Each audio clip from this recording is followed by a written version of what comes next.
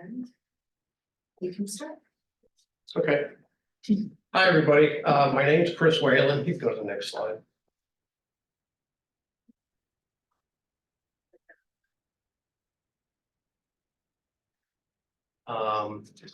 I am an Alexandria Sheriff's Office employee right now. I'm part-time background investigator.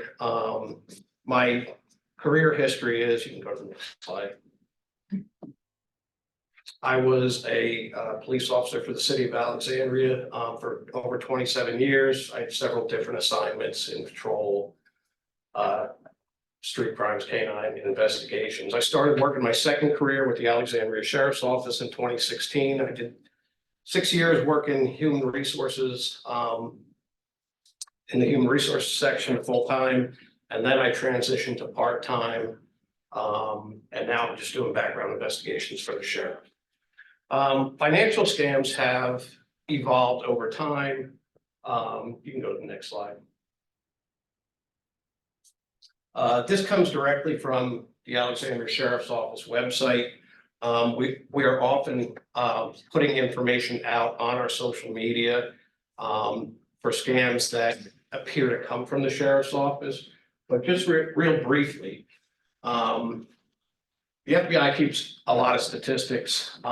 They have a section for internet crime complaints. In 2022, they had over 800,000 reported complaints, and the financial loss was $10.3 billion. That is a lot of money. And it comes from several different ways. You can go to the next slide. Sorry. So sorry.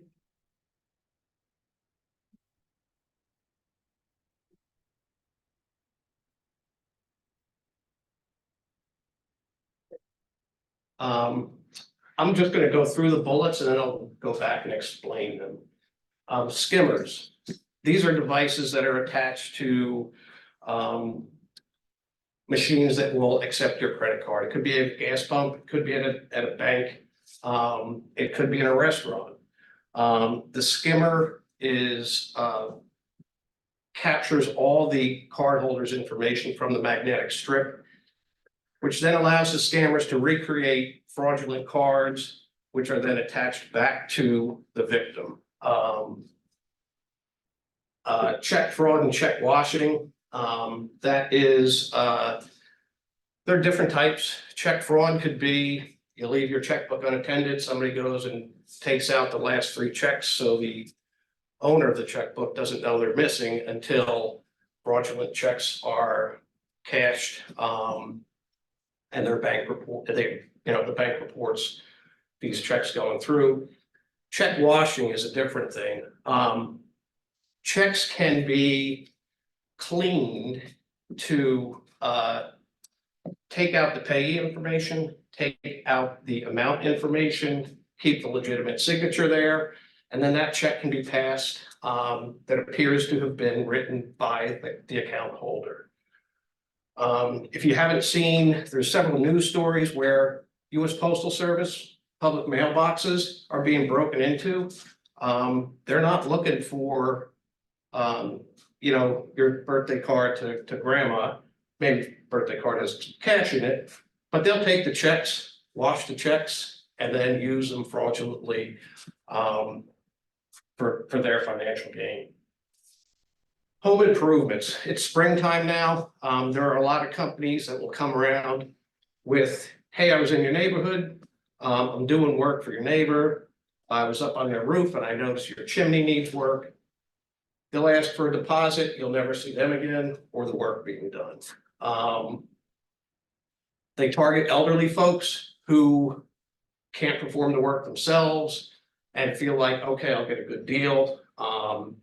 They take the money to go to Home Depot, whatever, buy the materials, and then the people are gone, their money's gone. The license plate on the truck is probably bad. The name of the company is probably bad. So there are different ways that people will attempt to do home improvements and then you don't get the work done. Romance scams are another one. In the age of computers, there's a lot of ways virtually to meet folks, both younger and older victims. For the younger victims, it has been, what I know of, typically, it's younger males who will meet somebody online. Maybe an inappropriate picture is requested, which they comply with and send, and immediately are contacted back by somebody who says, I'm the father, that was my 13-year-old daughter, I'm gonna have you locked up for child sex exploitation unless you pay me X amount of dollars. People don't want the embarrassment of reporting that. They will often pay the money, and it's a complete scam. There was recently a news story, tragic news story, where a young man who I think was a football player ended up killing himself because of something like this. So don't ever share information online that you aren't comfortable with. If you can't sit around the Thanksgiving table and show this information, then don't show it online. Who knows where it goes or how long it stays there? I know I don't. Older victims can be targeted. These are same thing. Older folks who may have had a partner for years and years and years, and they're alone. They're just looking for companionship. These scammers will target the older folks. They prey on the vulnerability of the older people and their desire just to have companionship. It takes time. The scammer will gain the trust of the victim over time, maybe small gifts, nice notes, constant contact virtually. And then there's a meetup, right? I'm gonna come see you. We'll go out and have dinner. We'll have a great time, see a show. I'm flying in from wherever. And then the victim gets called that her, knight in shining armor left his wallet at TSA. He landed, he's got no cash. If she could just send him some money to take an Uber, and then they still have a nice weekend, and it'll resolve it with the bank. This victim's already trusted this individual. They think the person thinks they're in a relationship. They send the money, and the money walks.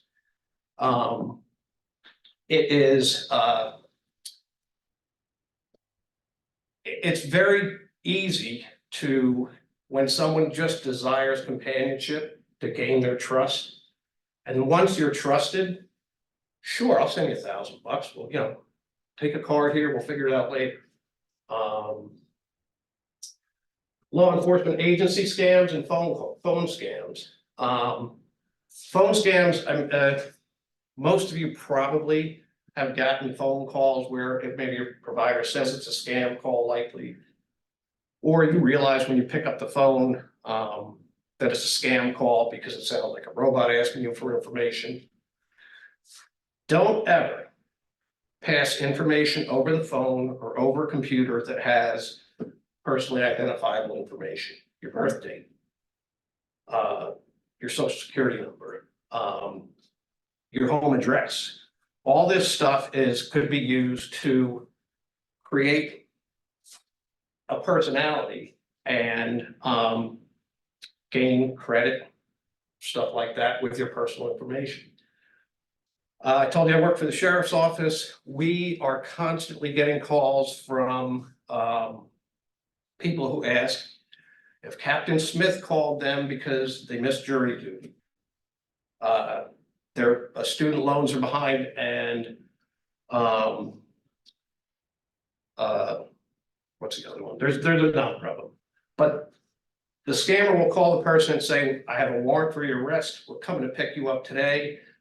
The only way to fix this is call our resolution center, which is another number. That individual sounds legitimate. They will ask the person to pay the fine in one of the, credit cards you could pick up at a Giant.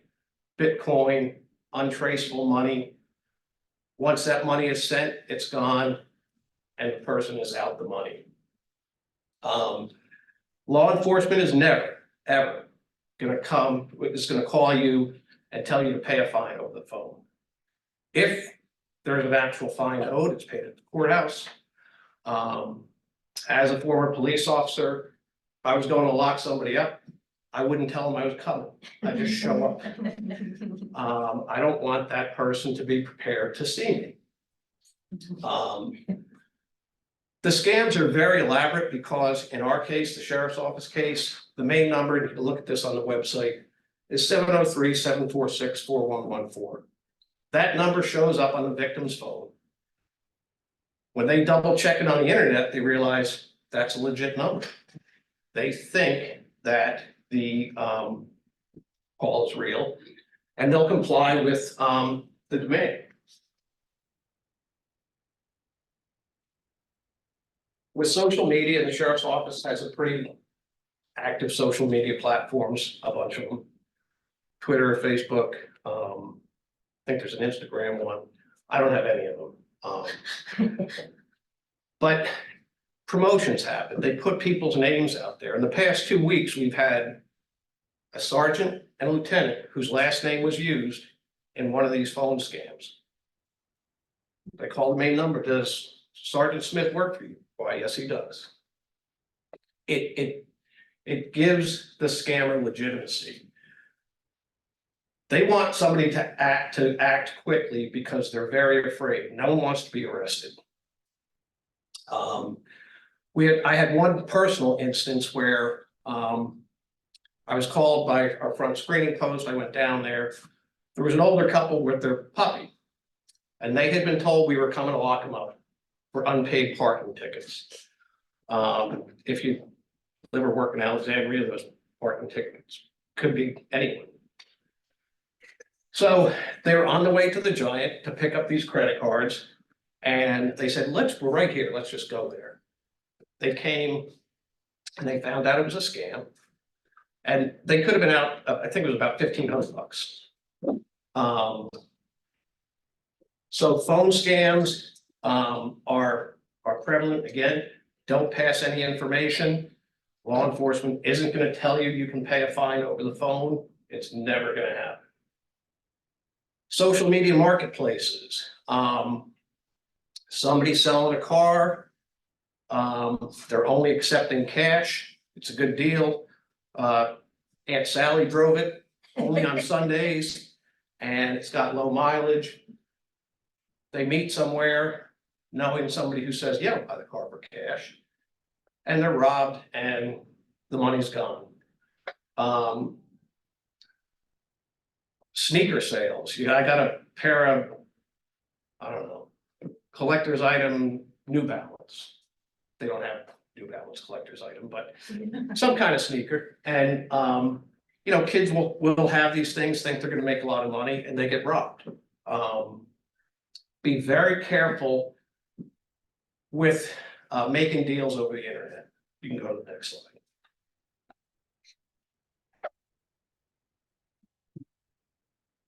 The skimmer I was talking about, gas stations, ATMs. If you think a bank ATM is safe, they're not. All it takes is somebody to attach a device over the actual card reader. It will collect that magnetic stripe information, and then new fraudulent cards can be created from that information. If you had a bank card these days and it's got that little gold chip in the corner, that was something financial institutions implemented to avoid the skimmers from happening.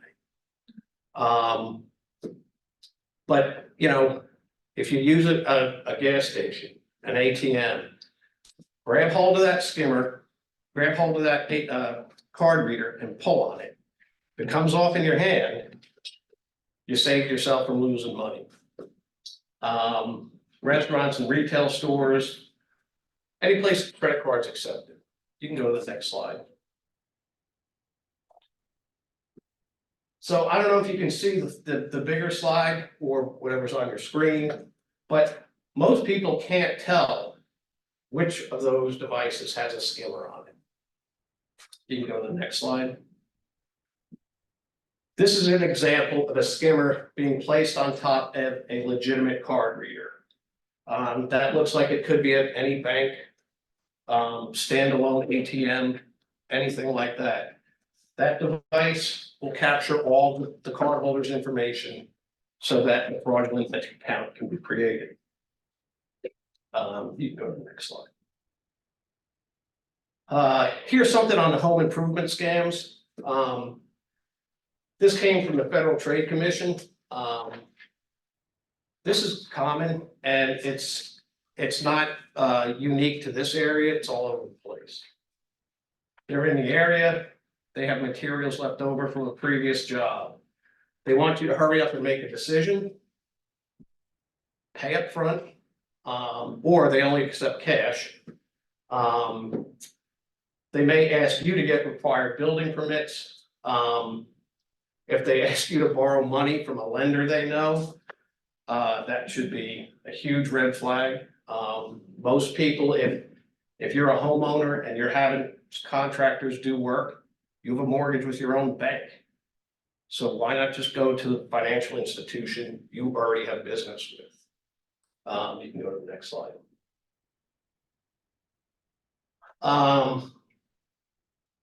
The crypto coin, Bitcoin, whatever it's called, this came out of just this year, Fairfax County Police Department.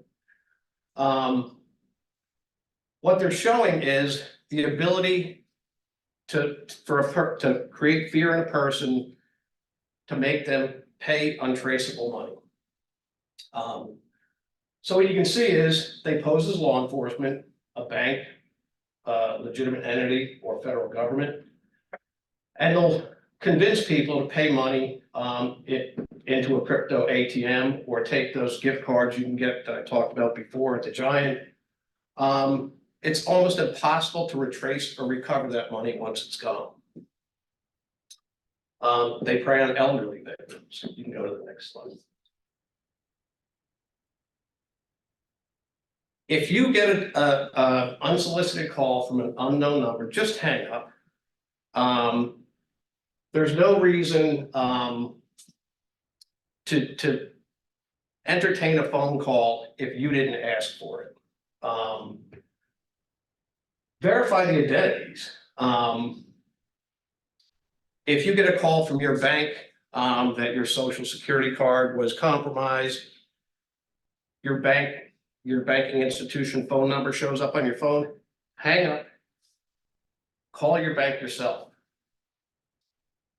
100% of the time, they're gonna say, no, we didn't call. Banks aren't gonna ask for your personal information. They may contact you, and I'll go into this later because my card got skimmed. But they will, it's very specific and they're not gonna ask you personal information. These companies down here, your computer's got a virus, you have to make some kind of payment, Bitcoin or gift card. Don't do that. You can go to the next one. One of the things that the scammers like is for you not to ask any questions, because if you ask the question and somebody says, huh, that sounds weird, it gives that person, that potential victim, pause to take a minute and look into what's going on. The scammer wants you to hurry up and act, because once you've acted and put that Bitcoin money in, or given the credit card number from the gift card you purchased, the money's gone. The phone number you called that you called back to resolve the event disappears. They're untraceable. Most times this money goes into other countries, and it's not going to be recovered. Police departments will take reports on these type of scams. If you are scammed, you should make the report. Don't think just because you can't recover your money, you shouldn't make the report. But I think most often you would hear from the investigator that it's unlikely we'll be able to recover the money. don't share your personal information. Can't say this enough times. If you initiated the call, you may have information where you've got certain security questions to answer for your bank. Verify the last 4 of your social security number. But you initiated the call, you know who you're talking to. When the call comes into you, you have no idea who it is. Phishing, emails that tell you to click a link. This is, a lot of business have a common practice of reinforcing IT security with their employees.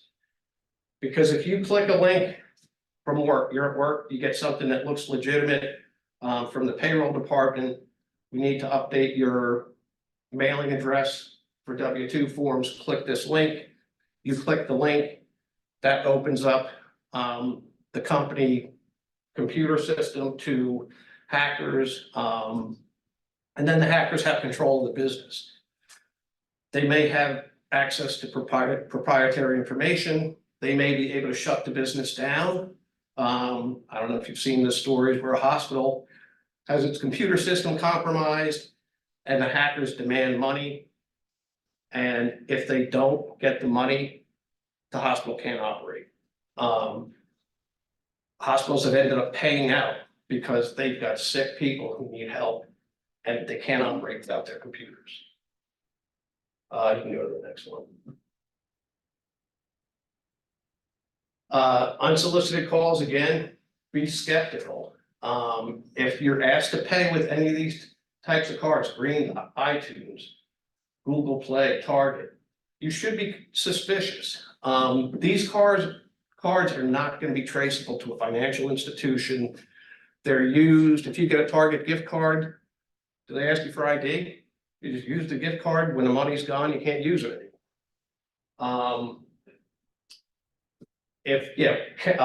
Wire transfers, those are also, unless you are planning to transfer by wire money to somebody, you know, don't transfer because somebody called you, emailed you, or asked you for it. Down here, fear fast, no questions asked. That should be an instant cause for you to be suspicious. Scammers prey on people being afraid of something happening to them. They want you to act fast because once they have put those two pieces in place and the victim has decided, I got to get rid of this problem I'm having, the money's going to be gone quick. And I don't have any data to back this up, but let's just say these scammers call 100 people in a day. And their car is going to get repossessed if they don't pay. They've missed jury duty if they don't pay, whatever the case is. If they get 3 people who give $1,000 to $1,500 a piece in one day, that's not bad money. You know, $3,500 a day by 365 days a year, because they don't take holidays. They'll call you anytime you want. You can go to the next one. Medicare scams. These target the older population. The older population didn't grow up with computers. They're not as computer savvy as a lot of people. But Medicare, like your banking institutions, aren't going to call you and ask you for personal or private information. This is from Medicare.gov, and these are the precautions people should take if they get these phone calls. And I can't see our audience that's online, but if you are not of Medicare age, that's fine, don't worry about it. But give the information to your family, your friends, folks you know who might be of Medicare age, and maybe they're not aware that this thing is even happening. You know, if Medicare is your only way of your health insurance, and you think it's going to get compromised because something happened, that's the fear that's going to make somebody give their birthday, give their social security number to verify their Medicare.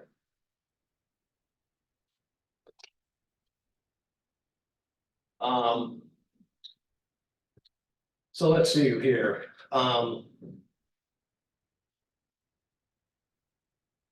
Don't accept offers of money or free gifts for medical care. Don't let anyone except your doctor or Medicare provider review your medical information. Don't join these plans over a phone unless you called Medicare. Remember, if you initiate the call, you know who you're talking to.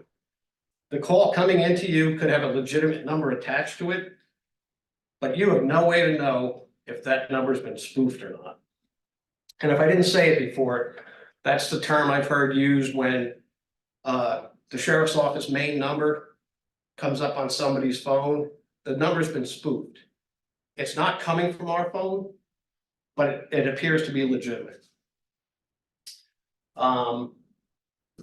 If they're asking for information for money, threatens to cancel your benefits, hang up and call Medicare or visit the Medicare website. You can go to the next one. If you're being pressured for information immediately, again, that fear and fast thing is something that is, if those two things are accomplished by the scammer, they've got their hooks into that victim and very possibly could have the victim comply with whatever their financial demands are. No one has seen these people.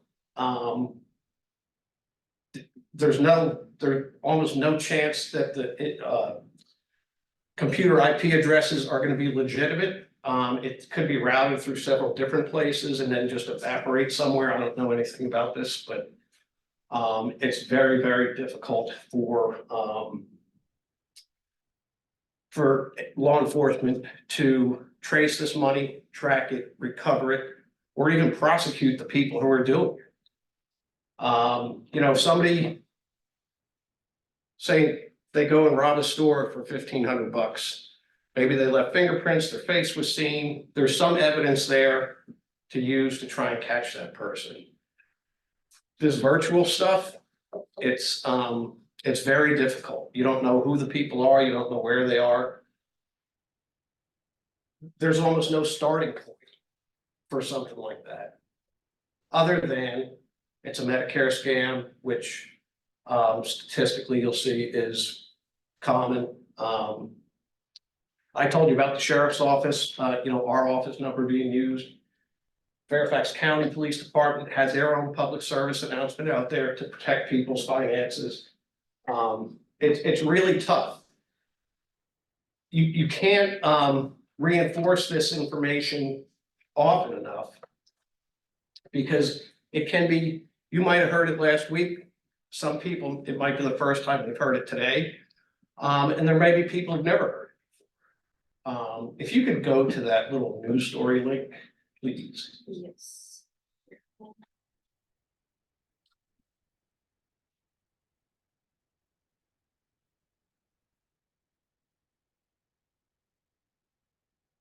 Okay, this story came out, Alex Now is a digital publication, April 2nd. So what is that? 2 weeks ago? And scroll down a little bit. Right there. Somebody called a victim, and this happened less than a week after the sheriff's office warned the public against scammers on our social media platforms. The scammer claimed to be a sergeant, asked her if she missed jury duty, told the person that a signed acknowledgement of receipt was received, and 2 citations were issued against her. The victim was told to go pay a $1,750 fine, and then was transferred to somebody who said they were an Alexandria Sheriff's Office lieutenant, and go down to the bottom a little. And that she needs to pay the fine by cash, check, or e-check at the Alexandria Courthouse. She sent 2 Zelle payments totaling $1,000 before she realized she was being scammed.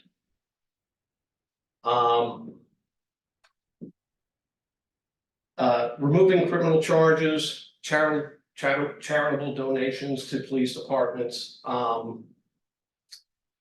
The investigation showed, in this case, that the suspect registered a new phone with TextNow Inc. 2 days before the incident occurred. No arrests have been made. That is a common theme with these scams. And then you can close that and go to the next slide.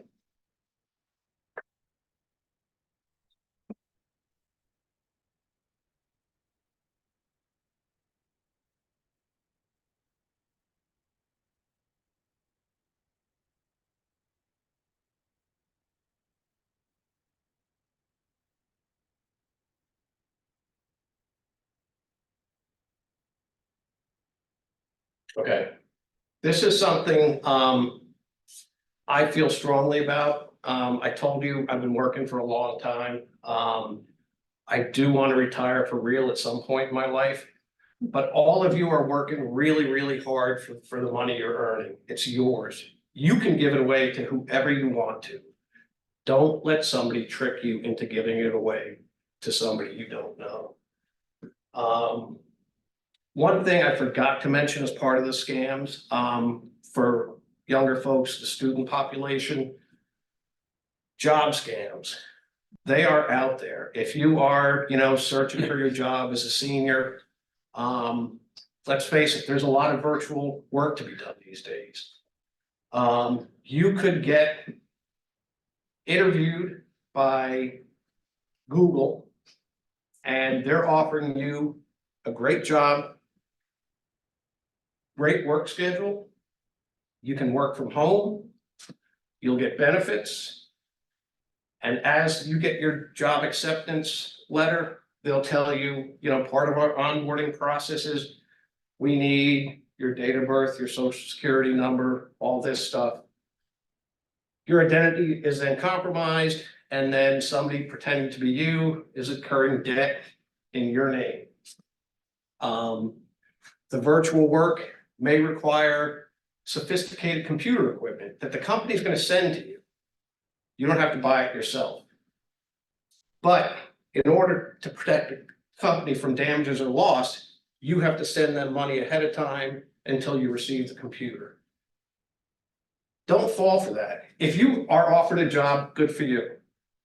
My suggestion would be find out who the company is, tell them you'll come to their human resources department in person. The onboarding process for a lot of companies and businesses is going to require personal information. Most employers have got to comply with the federal I-9 requirement, which means you have to prove you're eligible to work in the United States of America. Documents they'll accept are your birth certificate, social security card, driver's license, your passport. There's a number of other documents that you can look that I-9 form up online. Don't send that through text or email. Go see the company, and if they're legit, they'll accept it. And they'll probably appreciate the fact that you're trying to protect your information and then hopefully protect the company information. So I'm sorry I forgot that, but there are a number of other scams out there. I couldn't go into all of them. If it doesn't sound real, take a pause. Wait a minute, talk to somebody. If it sounds too good to be true, I don't know if you ever heard that before. Take a pause, talk to somebody.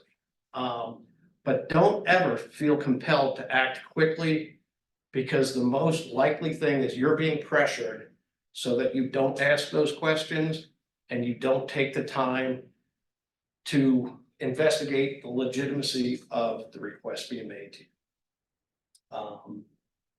And I think that's about all I have for right now.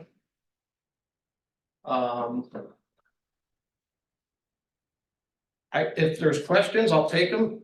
Hopefully I can answer them.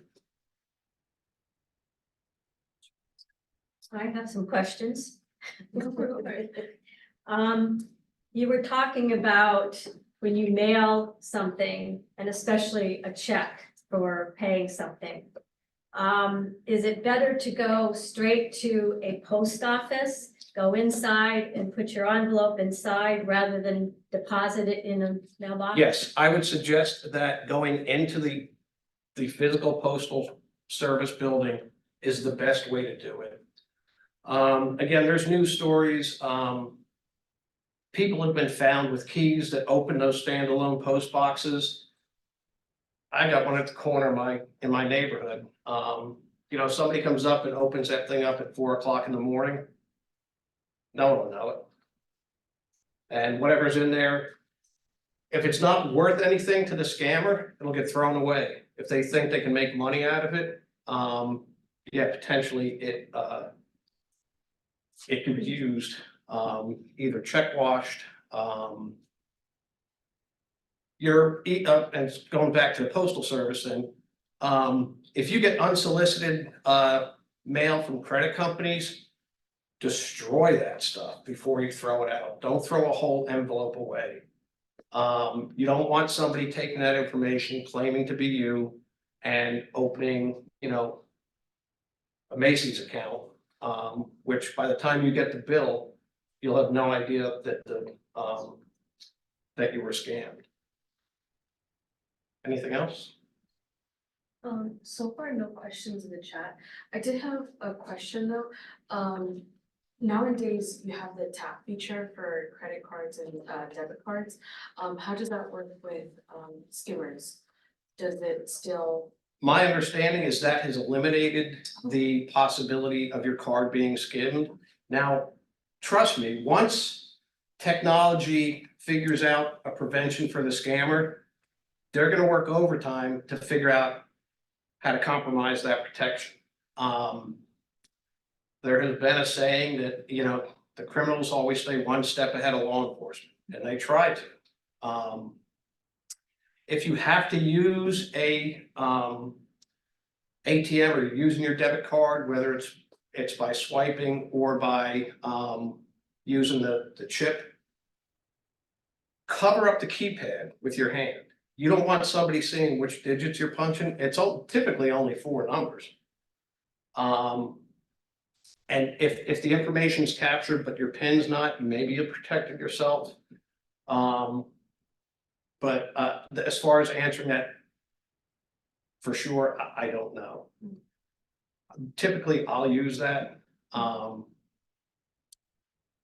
There's also something, my neighbor has this little envelope he keeps his card in, so somebody can't read your information. Oh, yeah. The RFID, Yeah. RFID thing. Who knows? People are working hard to take your money. You know, you're working hard enough to earn it. Don't let them get it easy. I have another question. Coming to the article about the Alexandria Sheriff's Department, and then the call that was a scammer saying the person needed to go to the courthouse to pay it, and actually identified, go to the courthouse. Was there some sort of Bitcoin machine or something? No, the courthouse doesn't. If you have to pay a fine at the courthouse, you're going to the clerk's office. They're gonna ask for a case number. Everything in the courts is related to whatever that particular case is. So if you have to pay a fine, the clerk's office needs to know, you know, who's paying the fine and what offense is being, you know, cleared up by the fine being paid. Let's face it, you get traffic tickets, you have to pay a fine. But there are, you know, to have a law enforcement agency call you and tell you you can resolve this over the phone, they transfer you to another number, or they tell you to call their conflict resolution department. Just hang up. It's not real. I guess what my question was is how did she get to Zelle when the caller was telling her to go to the courthouse? I'm not sure. Okay. Once that second lieutenant picked up the phone, Then they may have said, hey, you can save your time. I don't know how it happened. save but your time and effort. Yeah, just Just pay pay it by it. Zelle. We have this account, pay it. Okay, that But makes more sense now. Since telling the person to go to the courthouse, in my opinion, gives it some legitimacy. Yeah. They're telling you, hey, go to the courthouse. And then somebody's like, oh, this is for real because I got to go to the courthouse. And then, The other person says you can go to the courthouse, or if you want to save yourself time, just give us a Zelle. Got it. Okay. I have another question. You said that you were also skimmed. What were yeah. the steps, if you don't mind, No, what were the steps that you did to, I guess, protect yourself and your identity? So you didn't get your money back, right? When you. No, what happened, here's what happened. Okay, My wife and okay. I went out, my wife and I went out to dinner. Everyone goes out to dinner. The place we were at was very busy. Our server at the time, was hustling. I mean, this young lady had, I don't know how many tables she was working. So we finished up and another server said, I can take your check if you're ready. So that server, I handed my card to that server. And I commented to my wife, I was like, watch, we get skimmed this time. And I got a call a couple days later asking if I purchased a shirt in Canada. No, I did not. My bank detected it as fraud because that's not a typical place there where I buy a shirt. So they were able to stop any future fraudulent transactions from happening. Typically, the scammers, they want to test out that card to see if, I'll test it here, and then if nothing happens, I'm gonna go, and run into Best Buy and buy a 78-inch TV or however big they are now. But one of the things, the skimmers, the attached skimmers, are typically done, I would consider them, fraudulent rings. They target these ATMs. Unfortunately, in the food service industry, if anybody works food service, you probably realize you're not making a bunch of money, you're breaking your back every shift. Probably getting stiffed on tips once in a while. So if some skimmer tells the server, listen, scammer, listen, take the skimmer, just skim the cards that you get tonight. All that information is collected. It goes back to the scammer. The server gets $1,000 for their troubles. And sometimes I think in their head, it's like, well, I'm not hurting anybody. No one's losing money but the bank. They put an extra $1,000 in their pocket. All it is a small thing they can carry in their pocket or in their apron, and they skim the card. They charge a card for what's legitimate their cost, and then all your information is compromised. So that's what happened to me.